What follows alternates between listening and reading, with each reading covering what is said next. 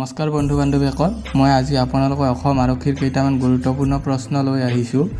2023 চনত আহিবলগীয়া নতুন পোষ্টৰ বাবে এপ্লাই কৰিম বুলি ভাবিছে যদি এইটো ভিডিঅ' আপোনাৰ কাৰণে বহুত গুৰুত্বপূৰ্ণ হ'ব। কম্পিটিশ্যন বহুত হাই হ'ব, পোষ্টৰ সংখ্যাও কমকৈ আহিব। তাৰ কাৰণে আপুনি এতিয়াৰ পৰাই প্ৰিপেৰেশ্যন কৰিব লাগিব।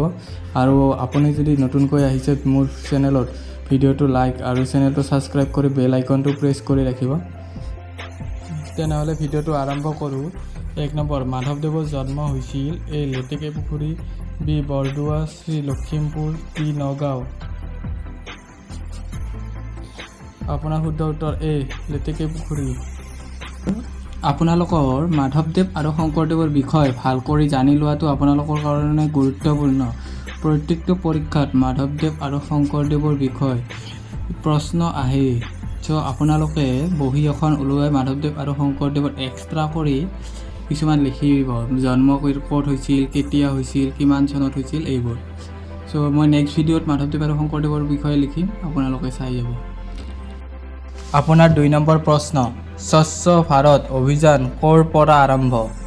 এ ৰাজঘাট, বি গুজৰাট, চি থানে, ডি বেংগালুৰু। আপোনাৰ শুদ্ধ উত্তৰ হৈছে এ ৰাজঘাট। আপোনাৰ 3 নম্বৰ প্ৰশ্ন, প্ৰথম আহোম ৰজা কোন আছিল? A Pratap Singha, B Sukaphaa, C চুহুংমুং, ডি ৰুদ্ৰসিংহ। আপোনাৰ শুদ্ধ উত্তৰ বি চুকাফা। আপোনাৰ 4 নম্বৰ প্ৰশ্ন, অসমৰ ৰাজধানী কি? A London, B Washington DC, C Canberra, D Vienna. আপোনাৰ শুদ্ধ উত্তৰ বি ৱাশ্বিংটন ডিচি।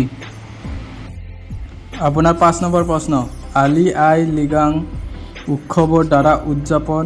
এ Bodo, B Rabha, C Deori, D Mising.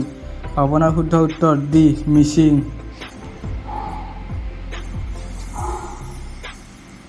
আপোনাৰ 6 নম্বৰ প্ৰশ্ন, পানিপথৰ দ্বিতীয়খন যুদ্ধ হৈছিল? এ 1557 চনত, বি 1556 চনত, চি 1857 চনত, ডি 1558 চনত। আপোনাৰ শুদ্ধ উত্তৰ বি 1556 চনত।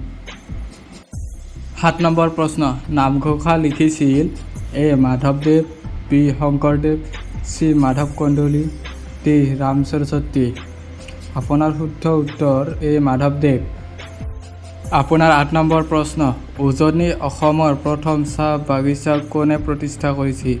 এ Tarunram Phukan, B Maniram Dewan, C Piyali Phukan, D Devnath. আপোনাৰ শুদ্ধ উত্তৰ বি মণিৰাম দেৱান। 9 নম্বৰ প্ৰশ্ন, অসমৰ কিমানখন জিলা আছে? এ 21খন, বি 33খন, চি 34খন। আপোনাৰ শুদ্ধ উত্তৰ এ 21খন। আপোনাৰ লাষ্ট প্ৰশ্ন 10 নম্বৰ, আহোম ৰজাৰ শেষ ৰাজধানী কি আছিল? A Charaideo, B Jorhat, C Dibrugarh, D Sivasagar. আপোনাৰ শুদ্ধ উত্তৰ বি যোৰহাট। আপোনালোকে যদি মোৰ ভিডিঅ'বোৰ চাই ভাল পায়, ভিডিঅ'টো লাইক কৰিব, চেনেলটো ছাবস্ক্ৰাইব কৰিব আৰু বেল আইকনটো প্ৰেছ কৰি ৰাখিব আৰু লগতে ভিডিঅ'টো শ্বেয়াৰ কৰিব।